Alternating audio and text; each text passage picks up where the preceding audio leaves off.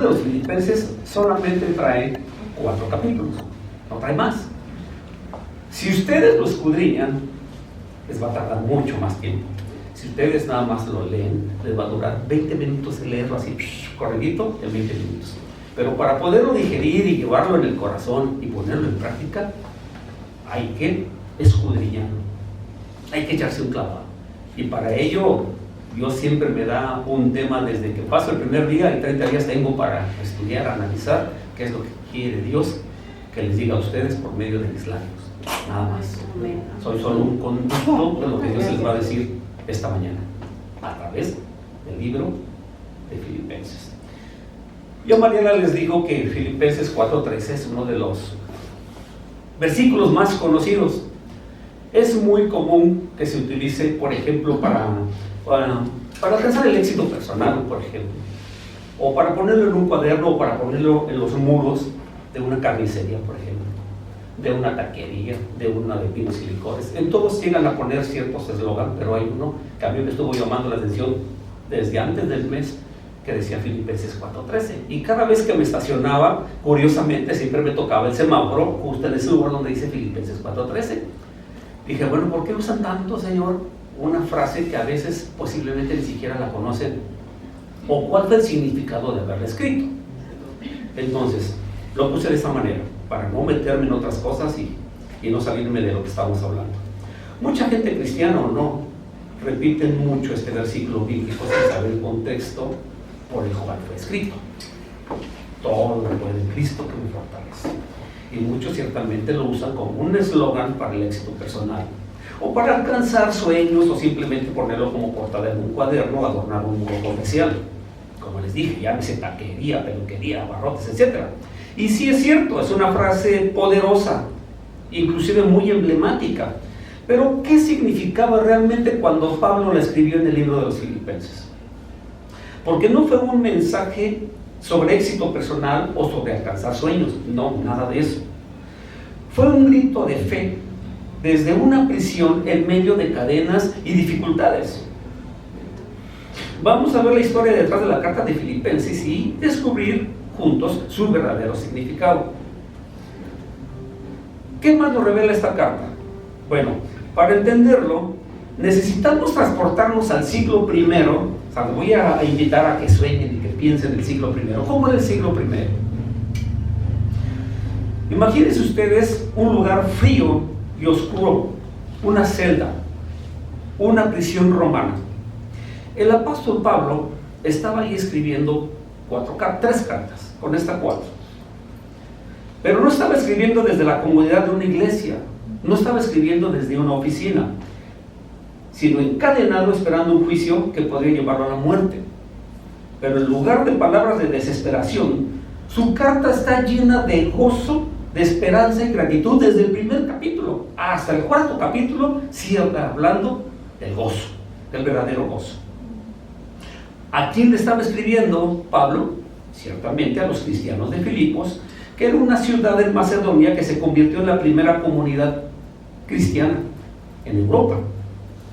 Ya desde los tiempos de Pablo, la iglesia cristiana no era conocida por una conducta perfecta.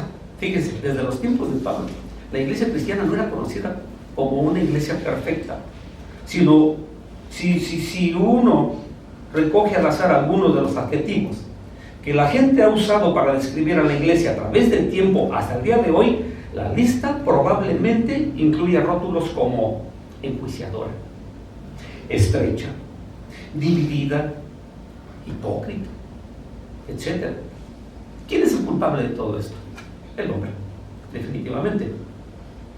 La iglesia de Jesucristo se ha quedado bastante lejos de los ideales que Él nos entregó, tan lejos que a veces podemos llegar a olvidarnos de cómo debería de ser la iglesia actualmente. Fíjense, Pablo ya los había visitado años antes y había visto el poder del evangelio transformar vidas. Por ejemplo, los primeros conversos que hubo en Europa fueron 3 personas. Fue una mujer de Asia que vendía púrpura, llamada Lidia. Después una esclava que era explotada por su amo por su espíritu de adivinación. y después un hosco y tal vez grandulón carcelero. Esto ustedes lo pueden encontrar en Hechos, capítulo 16, ahí van a encontrar estas tres personas. Entonces, lo que Pablo quiere hacer es manifestar el gozo, la paz y la fortaleza que hay en Cristo. Vamos a ver el capítulo 1. Ahora sí, imagínate estar en una celda fría y oscura. No hay ventanas, solo las sombras que se alargan con la tenue luz de una antorcha. Tus manos están encadenadas y en cada sonido que escuchas podría ser el eco de los pasos de un guardia que viene a anunciar tu sentencia de muerte. No hay certeza sobre el futuro. No sabes si mañana amanecerás con vida o si será tu último día. Entonces, para cualquier persona, esto sería un motivo de desesperación. Aquí el asunto es que Pablo no es cualquier persona. En lugar de hundirse en el miedo, toma un pergamino, moja su pluma en tinta, comienza a escribir, pero no es una carta de queja, ni de angustia, es una carta de gozo. Fíjate, primer capítulo, Filipenses, vamos a empezar. Filipenses 1, el verso 3 y 4 dice: doy gracias a mi Dios siempre que me acuerdo de vosotros, siempre en todas mis oraciones, rogando ¿con qué? Con gozo por todos ustedes. Es como si esa carta ahorita estuviese llegando a nuestras manos y yo soy el portavoz, en este caso Epafrodito. Hermanos, miren lo que dice Pablo aquí, nos lo está diciendo a nosotros, aunque él está encarcelado, miren lo que dice él. Dad gracias a Dios siempre por cada uno de nosotros, siempre en todas sus oraciones rogando con gozo por cada uno de nosotros, hermanos. ¿No está usted feliz? Amén. Amén. Así hubiese contestado la iglesia de Filipos, seguramente. Pregunta: ¿cómo puede alguien en estas condiciones escribir sobre gozo? Explíquenme, ¿cómo puede escribir una persona encadenada en el cepo? ¿Saben qué era el cepo? Era meter sus manos encadenadas y sus pies abiertos a este grado dentro de una madera, o sea, sus piernas así metidas. ¿Sabe qué es lo que ocasiona meter los pies en el cepo? Que le ocasiona unos calambres increíbles desde la punta del pie hasta la parte esta que une el hueso. Y dijo él: doy gracias a Dios siempre que me acuerdo de vosotros, siempre en todas mis oraciones, rogando con gozo por todos vosotros. O sea, que a pesar de que estaba así abierto, él con sus manos estaba escribiendo. ¡Wow! ¿Cómo puede alguien en estas condiciones escribir sobre gozo? A ver, les voy a preguntar, y sean sinceros, y si quieren levantar su mano bien, y si no, pues no la levanten. ¿Alguien de ustedes ha estado en la cárcel? Por alguna causa, por la que sea. Bueno, yo sí. Yo sí estuve en la cárcel. Mi mujer no lo sabía, pero hace poquito le dije que estuve yo en la cárcel. Yo tenía por ahí de 18 años, más o menos, entre 18 y 19, y ustedes saben, pues somos futboleros, ¿no? En esos tiempos. Y como yo traía el equipo, pues siempre me iba primero al fútbol a las 7 de la mañana y de ahí me iba al trabajo a llegar a las 8:30. Normalmente siempre llegaba tarde. Pero como el gerente jugaba con nosotros y iba de vez en cuando, pues me permitía checar tarde.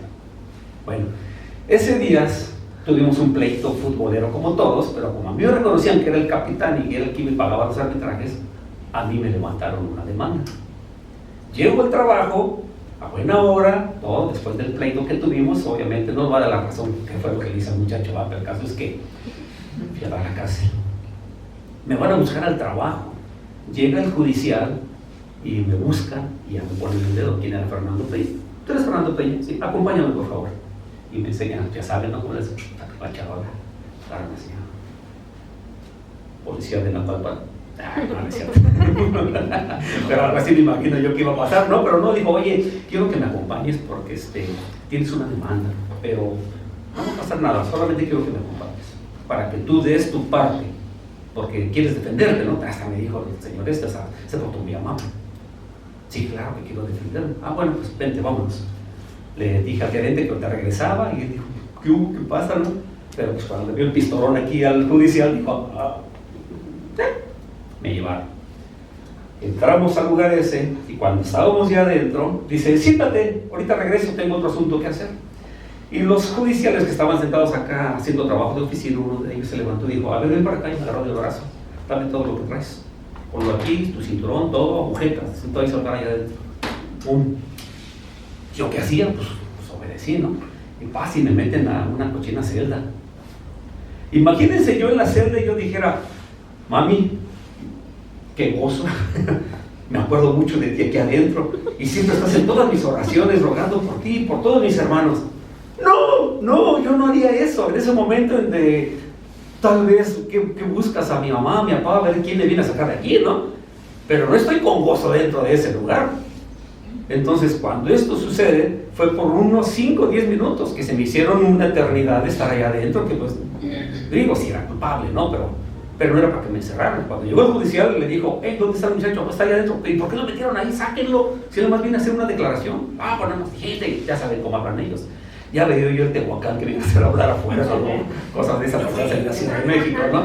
Te ponen boca abajo, te echan y a ver, diga usted tu padre. Pero bueno, no sucedió nada. Pero no me regresaron ni una pluma que era de esas finas de aquellos tiempos, una Bic. No es cierto, una Bic era una de las buenas. Pluma Fuente se le llamaba, ¿no pasado? El tipo Pluma Fuente. Me quitaron mi cadenita que traía acá y todo el rollo. Y bueno, y así pasó, ¿no? Y ya me sacaron. Fue una anécdota que pues no la puedo olvidar porque me recordó aquí en Filipenses a Pablo como él sufriendo, como decía, gócense, pero uno en la actualidad ni de broma dices gócense. Señor, gracias que estoy aquí. O no te pones a escribir una carta a algún ser querido hablándole del evangelio. No, vas a buscar un abogado a ver qué hacen, pero sáquenme de aquí. Entonces, eso me pasó. Ya me imaginaba yo que si mis amigos hubiesen sabido que estaba yo, me hubieran puesto un apodo, seguro, rápido, ¿no? El Fede, el cara cortada Peña, no sé, el pirata, no sé, cualquier cosa me hubieran puesto de apodo por causa de haber estado encerrado. Lo bueno es que nadie supo más que el gerente y él no dijo nada. Pero bueno, entonces, ¿cómo puede alguien en estas condiciones escribir sobre gozo? ¿Qué sabía Pablo que nosotros no sabemos? Él mismo nos da la respuesta. Filipenses 1:12. Dice ahí, ¿ya lo tienes en este caso?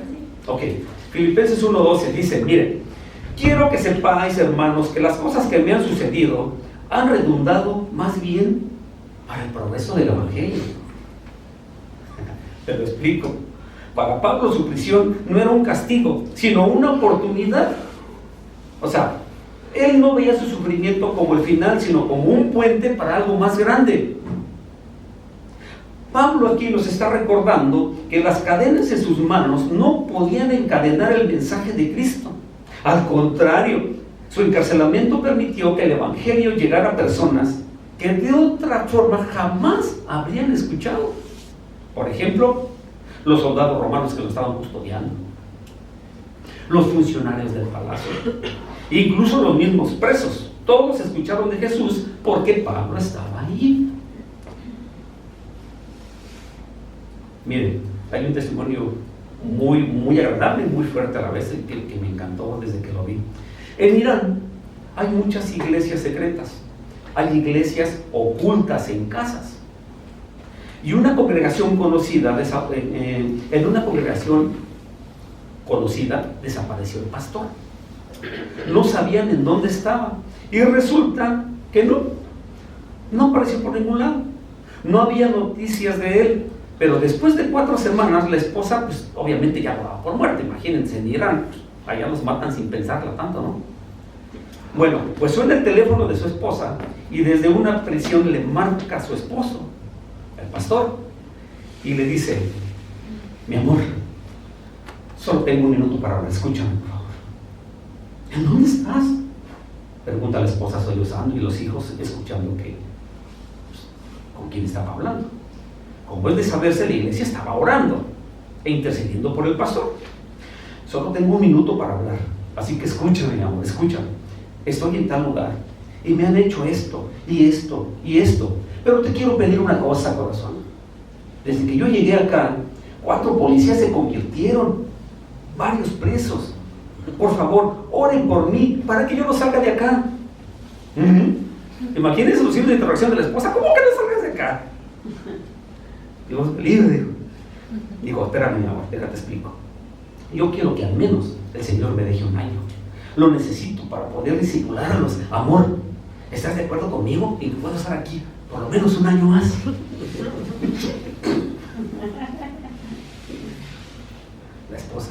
Aceptó y obviamente oró por él cada día. Al mes siguiente le notificaron al pastor su sentencia y le llamó a su esposa nuevamente y le dijo: hola, mi amor, chiquis, ¿recuerdas que te pedí que oraran para que me otorgaran 1 año de prisión? Sí, mi amor, sí recuerdo que estamos orando. Pues después me dio 15 años.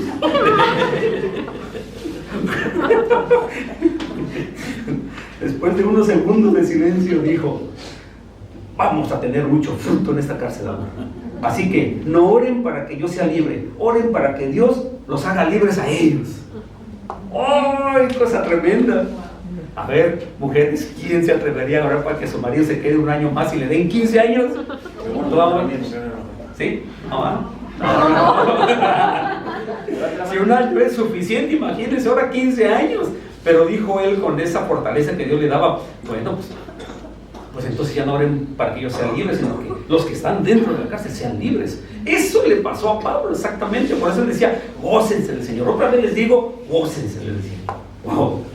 ¿Estaba casado? No. ¿Tenía familia? Pues sí, pero la familia seguramente le iba a extrañar, ¿no? Pero ahí estaba Pablo encerrado. Wow. El apóstol Pablo no solo quería que los filipenses entendieran su situación, sino que les recuerda que Dios también está obrando en sus vidas, aun cuando ellos no lo veían con claridad, y por eso es que les dice estas palabras poderosas en Filipenses 1:6. Les dice: estando persuadido en esto, que el que comenzó en vosotros la buena obra la perfeccionará hasta el día de Jesucristo. Wow, mira, hermanos, si revivimos estas palabras del apóstol para nuestros días, está diciendo que Dios nunca deja una obra incompleta. Si Él empezó algo en tu vida y en la mía, lo va a terminar. No importa cuán difícil sea la prueba que enfrentemos hoy. No importa cuántas veces sientas que no avanzas o que no tienes fuerzas. Dios no ha terminado. Dios no ha terminado ni contigo ni conmigo. Él continúa en la obra. Pablo nos está diciendo desde la comodidad. No nos está hablando desde la comodidad, sino desde la prueba. Y aún así su fe es inquebrantable. ¿Qué nos está diciendo esta carta? Que las circunstancias no definen nuestro gozo. Dijo Ariel, aquí lo tengo. Que las circunstancias no van a definir jamás nuestro gozo. El gozo verdadero no viene de lo que pasa afuera, sino de lo que Dios está haciendo adentro de cada uno de nosotros. Amén, amén. Amén. La mayoría de las personas piensan que la felicidad depende de lo que tienen o de lo que logran, pero Pablo nos enseña algo completamente diferente. Él dice que el gozo es la ausencia de problemas. No. Él dice que el gozo no es la ausencia de problemas, sino la presencia de Dios en medio de ellos. Amén. Esta primera parte de Filipenses es un llamado a ver la vida desde una perspectiva eterna. Pablo sabía que su sufrimiento era temporal y que lo que Dios estaba haciendo a través de él tenía un propósito eterno. Pregunta retórica. Cuando es retórica no es para que me la contesten, analícenla. Si él podía encontrar gozo en medio de la prueba, ¿qué nos impide a nosotros hacer lo mismo? ¿Qué? Pablo no solo nos enseña a mantener la fe en la adversidad, pues en el siguiente capítulo nos va a mostrar el modelo perfecto de humildad y obediencia en Cristo. Y nos desafía a seguir su ejemplo en nuestra vida diaria. Capítulo 2, vamos con el capítulo 2. Fue cortito, ¿no? Filipenses 1. Bueno, ahí está. Pablo nos lleva a otra enseñanza aún más profunda y dice que el verdadero gozo se encuentra en la humildad y la entrega a los demás. Fíjense, el verdadero gozo se encuentra en la humildad y la entrega a los demás. Este mensaje normalmente es contracultural, ya que la sociedad nos enseña que ser grandes significa tener más poder, más reconocimientos, más diplomas en mi pared, más trofeos de campeón, más éxito. Pero bien lo comentamos en una prédica anterior: ¿de qué nos sirve ser famosos y desconocidos en el cielo? ¿De qué nos sirve ser famosos en la tierra y desconocidos en el cielo? Para nada. Entonces Pablo nos muestra que en el reino de Dios la verdadera grandeza está en el servicio, en la humildad y en seguir el ejemplo de Cristo. Es más, Jesús mismo lo dijo, Mateo 20, los versos 26 y 27. Él mismo dijo que el que quiera ser grande entre vosotros, dice, será vuestro servidor. Oh. Y el que quiera ser el primero entre vosotros, será su siervo. ¿Te das cuenta? Pablo nos presenta el modelo perfecto de humildad a través de la humillación de Cristo. O sea, Dios haciéndose hombre. Piénsalo por un momento. Cristo es Dios desde la eternidad. Él estaba en la gloria del cielo rodeado de majestad sin necesidad de nada. No había sufrimiento, no había dolor, no había limitaciones, pero Él no se aferró a su posición divina. Filipenses 2, 6 al 11. Fíjate, te lo voy a leer completito y ahorita lo vamos a desglosar. Dice, hablando de Jesucristo, el cual, siendo en forma de Dios, no estimó el ser igual a Dios como cosa que aferrarse, sino que se despojó a sí mismo, tomando forma de siervo, hecho semejante a los hombres, y estaba en la condición de hombre. Se humilló a sí mismo, haciéndose obediente hasta la muerte y muerte de cruz, por lo cual Dios también lo exaltó hasta lo sumo y le dio un nombre que es sobre todo nombre, para que en el nombre de Jesús se doble toda rodilla de los que están en los cielos y en la tierra y debajo de la tierra, y toda lengua confiese que Jesucristo es el Señor, para gloria de Dios Padre. ¡Wow! Cosa tremenda. Allí encontramos una de las declaraciones más impactantes de toda la Biblia. Fíjese lo que está diciendo. Jesús se despojó. La palabra griega usada aquí es kenosis, que significa vaciarse. Pero ojo, no significa que dejó de ser Dios, sino que renunció a los privilegios de su divinidad para vivir como uno de nosotros, dice en el verso 8. Él no dejó de ser rey, y aunque se vistió como un siervo, no dejó de ser el Señor del universo, pero decidió caminar entre la gente, ser como la gente, sentir hambre, cansancio, dolor, rechazo, pero no por ello dejó de ser todopoderoso, pero se hizo vulnerable, igual a nosotros. Ahora, ¿te das cuenta de la magnitud de esto? El creador del cielo y la tierra decidió caminar sobre el polvo del suelo que él mismo creó. El dueño del universo decidió no tener ni siquiera una piedra donde recostar su cabeza. Y si eso no fuera suficiente, aún más, y estando en la condición de hombre, se humilló a sí mismo, haciéndose obediente, dice ahí, hasta la muerte, y muerte de cruz. Dice en el verso 8. El rey del cielo murió como un criminal en la tierra, mi hermano, y no cualquier muerte, no en un lecho de honor, no rodeado de respeto. Fue ejecutado de la manera más cruel, más vergonzosa y más dolorosa de su tiempo, en una cruz, crucificado entre ladrones, despreciado por aquellos a quien vino a salvar, abandonado por sus discípulos. Y tú dirías, hermano Fe, pero ¿por qué? ¿Por qué hizo esto? ¿Cuál fue la razón? Dos solamente: por amor a ti y a mí, y por obediencia al Padre. Wow. Por nosotros pasa por la cruz. Jesús se humilló. Por eso Dios lo exaltó.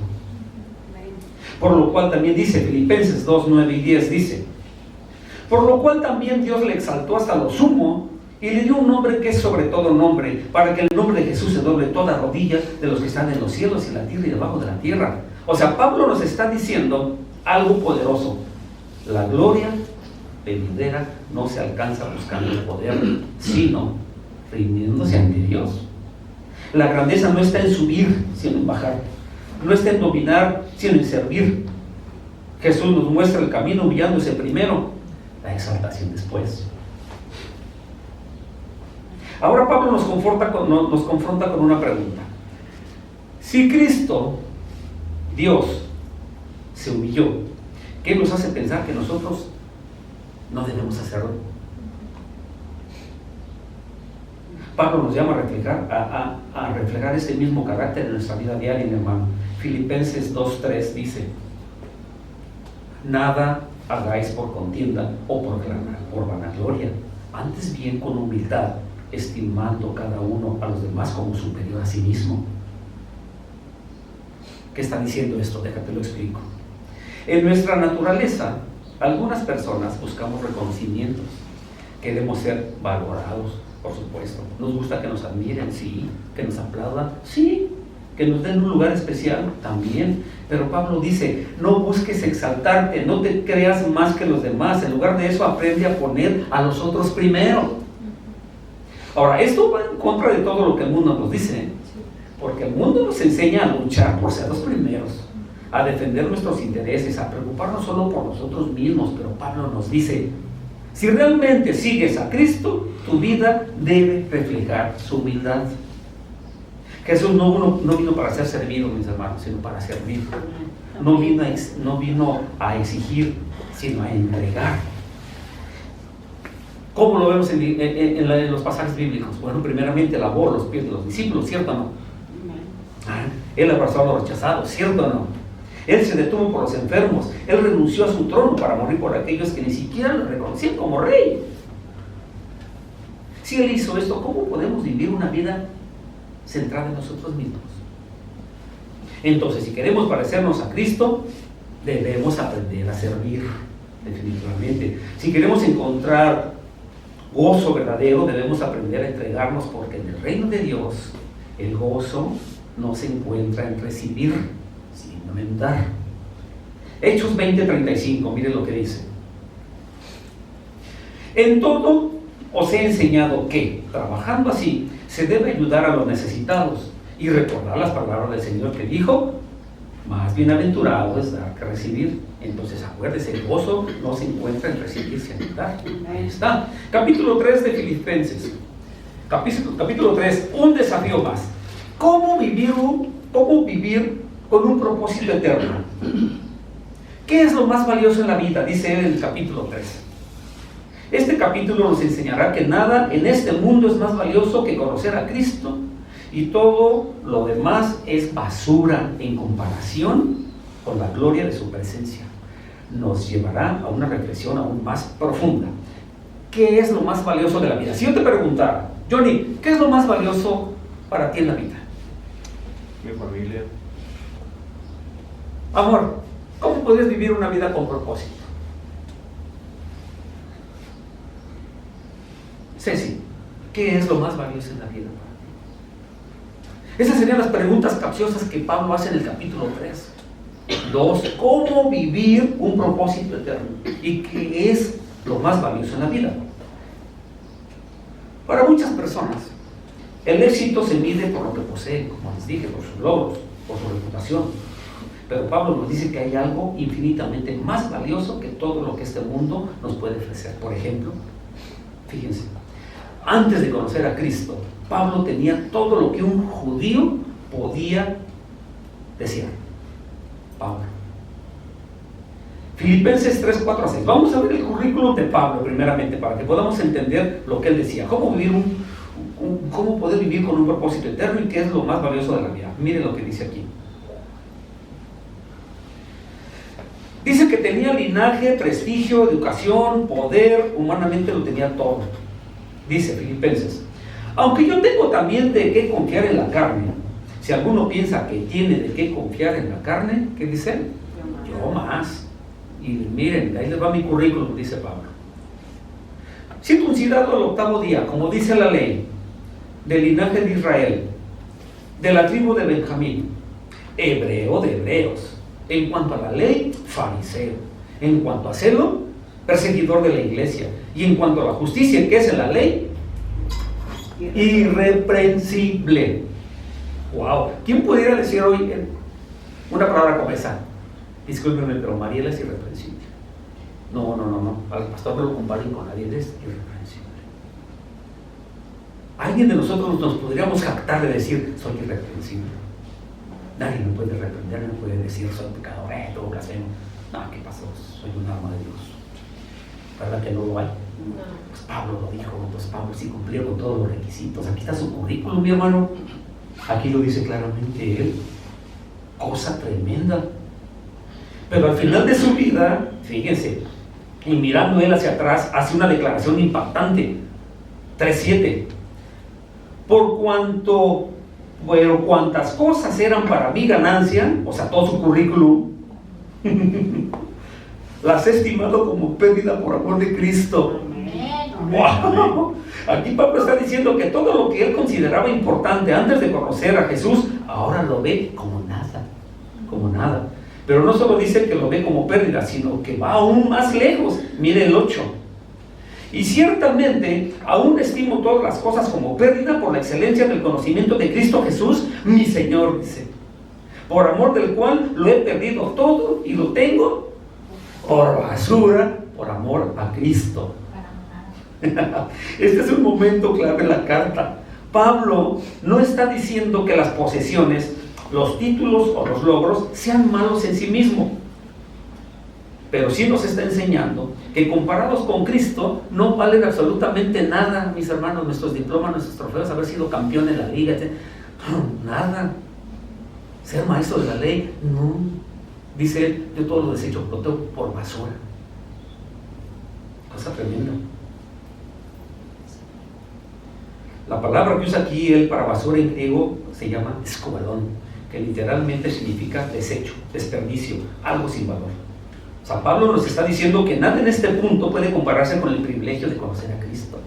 Y aquí es donde muchos de nosotros fallamos. Estoy hablando de mí. Yo era de esas personas que pasé algún tiempo en mi vida buscando reconocimiento. Busqué dinero, busqué éxito. Inclusive Leti me decía, oye amor, pero mañana es el cumpleaños de Luis. Ah, sí, amor, no te preocupes. Ahí está, me tengo que ir a Acapulco. Viernes, sábado y domingo. Pues, el éxito para mí era primordial. Mis diplomas en mi oficina, mis 2 secretarias. Hermano, fíjense a dónde llega el ser humano, ¿no? Siendo que conocemos del Señor. Por eso es que todos, nadie nos podemos decir, somos irreprensibles. Hasta que realmente nos enamoramos de Él a través de esta preciosa palabra. Entonces ahí es en donde las cosas se van por la basura, por el caño. Entonces Pablo está diciendo que nada en este mundo puede compararse con el privilegio de conocer a Cristo. Entonces aquí el problema para cada uno de nosotros surge cuando ponemos esas cosas por encima de nuestra relación con Dios. Si nuestras prioridades están mal acomodadas, mi hermano, eso nos dice Pablo, hey, deténganse, ordénense. Sí es valioso el trofeo que tienes ahí, sí es valioso que sepas música, sí es valioso que esto, que lo otro, pero todos esos conocimientos y esos halagos que la gente te hace se desechan, tómalos por basura. Por el amor de Cristo, conócelo, experiméntalo, vívelo cada día, dice Pablo aquí. Pablo había alcanzado todo lo que cualquier persona de su época podía desear, pero cuando encontró a Cristo se dio cuenta de que nada de eso tenía valor en comparación con la gloria de conocer a su Salvador. Ahora Pablo nos plantea un desafío. Fíjense cómo lo dice, 3:12. El verso 12 dice, lo que todos nosotros tenemos, ese problema lo tenemos todos, dice aquí.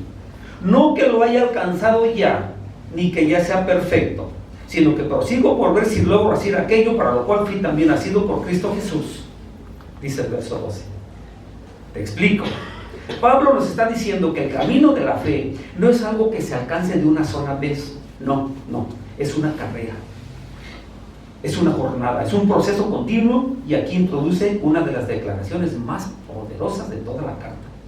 Mira lo que dice un hombre que alcanzó la perfección moral. Perfección moral, dije, Versos 13 al 14. Dice, hermanos míos, bueno, y pues el mío, ¿va? Yo mismo no pretendo haberlo ya alcanzado, pero una cosa hago, olvidando ciertamente lo que queda atrás y extendiéndome lo que está delante, prosigo a la meta, al premio del supremo llamamiento de Dios en Cristo Jesús. Te lo explico. Pablo está usando la imagen de un atleta corriendo una carrera y nos dice, no mires atrás, no te aferres a lo que quedó en el pasado, no te detengas por los errores ni por los fracasos, ni siquiera por los éxitos anteriores. Hermano que me estás escuchando, en la vida cristiana no podemos correr mirando hacia atrás. Si pasamos el tiempo lamentando lo que hicimos, nunca vamos a avanzar. Si vivimos de los éxitos del pasado, nunca creceremos más allá de lo que fuimos. Y Pablo nos dice, enfócate en lo que está por delante. Mantén tu vista en la meta. Y pones esa meta. Dices, ay caray, nuestra ciudadanía, 3:20, dice, mas nuestra ciudadanía está en los cielos, donde también esperamos al Salvador, al Señor Jesucristo. Esa es tu meta. Amén, amén, amén. Esa es mi meta, esa es tu meta, hermana. Amén. Mas nuestra ciudadanía está en los cielos, de donde también esperamos al Salvador, al Señor Jesucristo. Aquí Pablo nos recuerda una verdad fundamental. Este mundo no es nuestro hogar, es lo que está diciendo. Vivimos en una sociedad que nos enseña a aferrarnos a lo terrenal, a preocuparnos por el presente y construir nuestra seguridad en lo material. Pablo nos dice que nuestra verdadera ciudadanía no es de este mundo, somos ciudadanos del cielo, mi hermano. Amén. Amén. Mi hermano, en la fe, si realmente creemos esto, nuestra vida debe reflejarlo. Amén. Definitivamente. No podemos vivir como si nuestra única esperanza estuviera aquí. No podemos aferrarnos a lo pasajero cuando Dios nos está llamando al eterno, y esta es la gran enseñanza de Filipenses 3. O sea que nuestra vida no se trata de acumular, sino de avanzar. A eso se refiere. No se trata de lo que tenemos, sino hacia dónde vamos. Pregunto, retórico, ¿estamos corriendo la carrera de la fe con los ojos puestos en la meta? ¿O estamos distraídos con lo que el mundo nos ofrece? Porque Pablo nos está llamando a vivir con propósito, con intensidad, con la mirada puesta en la eternidad. Y nos dice que la humildad es el camino que nos lleva a la grandeza en el reino de Dios. Y somos desafiados a dejar atrás lo que tiene valor y a correr con firmeza hacia la meta suprema. ¿Cuál es? Conocer a Cristo. Ahora sí, capítulo 4. Ahora sí, llegamos al capítulo final de Filipenses, y aquí Pablo nos entrega una de las mejores, o uno de los mensajes más poderosos que ha cambiado a millones de personas a lo largo de la historia. El secreto de la paz y el gozo inquebrantable. Si Filipenses fuera un manual para la vida cristiana, este capítulo sería su conclusión práctica. ¿Dice lo que le estoy diciendo? Si Filipenses fuese un manual para la vida cristiana, este capítulo sería su conclusión práctica. Aquí vamos a terminar. Pablo nos enseña cómo vivir con gozo y paz sin importar lo que pase a nuestro alrededor. Cuando nuestras finanzas estén en orden, cuando todo marcha bien. Ay, me regreso.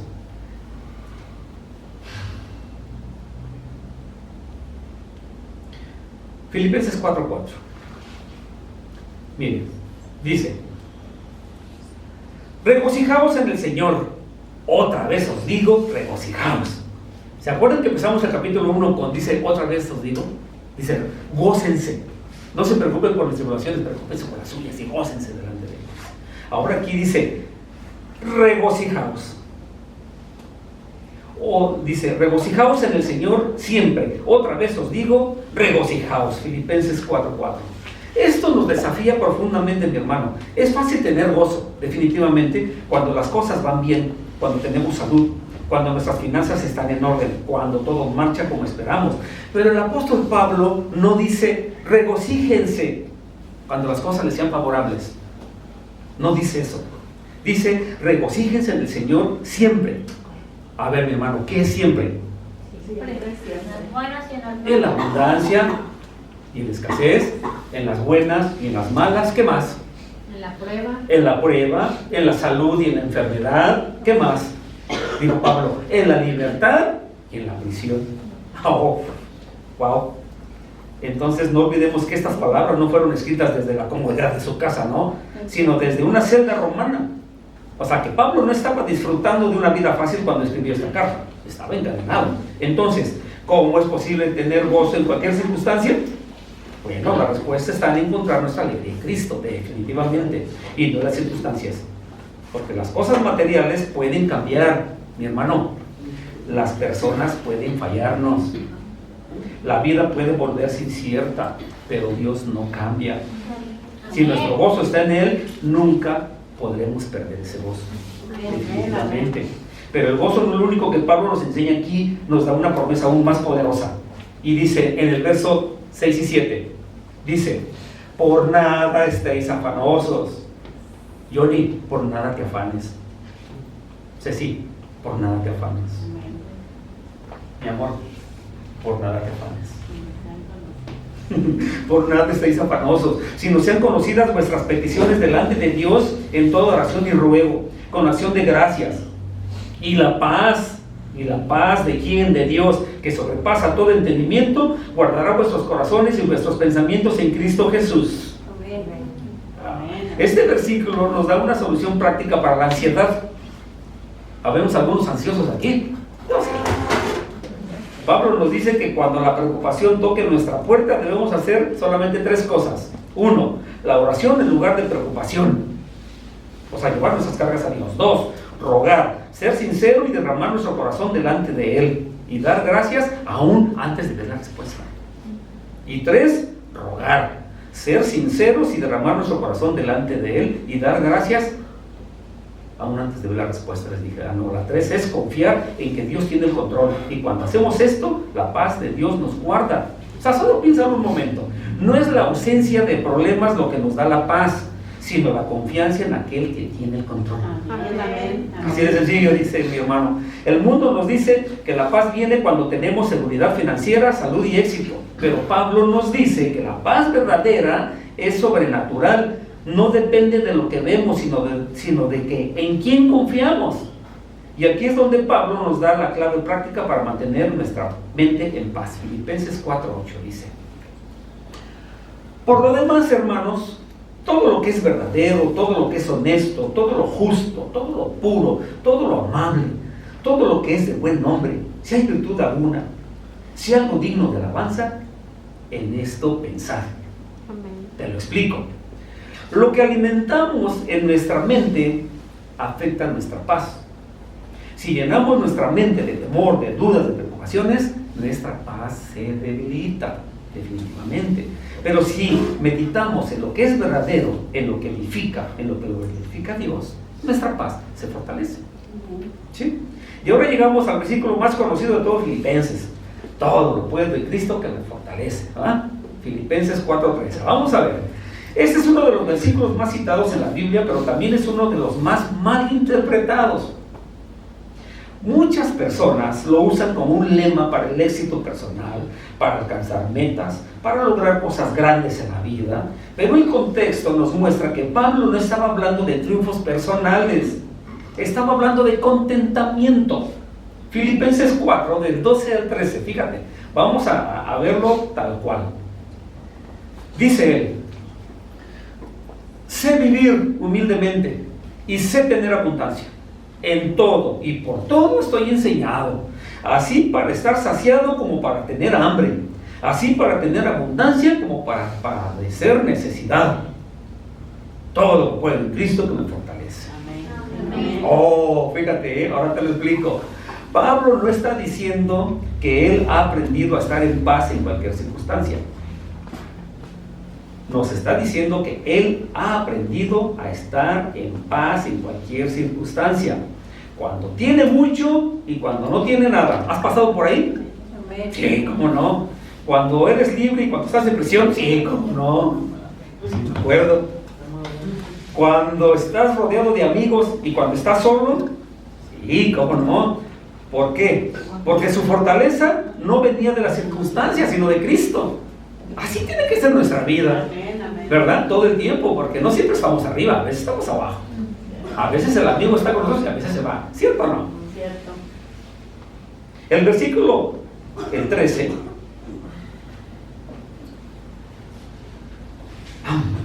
no significa que podemos lograr cualquier cosa que queramos. No significa eso. Significa que podemos soportar cualquier situación con la fortaleza que Dios nos da. No importa lo que venga, no importa lo difícil que sea, si nuestra fuerza está en Cristo. Solo de esta manera podremos resistir. Eso es lo que está diciendo Filipenses 4:13. Ahora que ya recorrimos toda la carta de Filipenses, hay algo que no podemos ignorar. Esta carta no es solo una enseñanza teológica, mi hermano. Es un llamado a vivir de una manera diferente. Amén. Ahora quiero que hagamos una pausa y nos preguntemos: ¿cómo estamos viviendo nuestra fe? ¿Cómo estamos viviendo nuestra fe? Porque vivimos en un mundo que constantemente nos empuja a la ansiedad, al miedo, a la búsqueda de cosas pasajeras. Porque sí es cierto, nos preocupamos por lo que no tenemos, nos angustiamos por lo que puede pasar mañana, nos aferramos a cosas que al final no tienen valor eterno. Estoy hablando de mi hermano, no de usted. Pero Pablo nos mostró una perspectiva completamente diferente cuando enfrenta dificultades. Solo es cuestión de analizar. ¿Nuestro gozo depende de nuestras circunstancias? ¿O está fundamentado en Cristo? Fíjate, hazte esta pregunta. Cuando enfrentamos conflictos, ¿cómo reaccionamos? ¿Seguimos el ejemplo de Cristo en humildad? ¿O nos aferramos a nuestro orgullo? ¿Estamos corriendo hacia lo eterno? ¿O nos hemos distraído por lo terrenal? ¿Qué decisiones necesitamos tomar? Yo nomás les voy a dar un consejo con esto y con eso termino.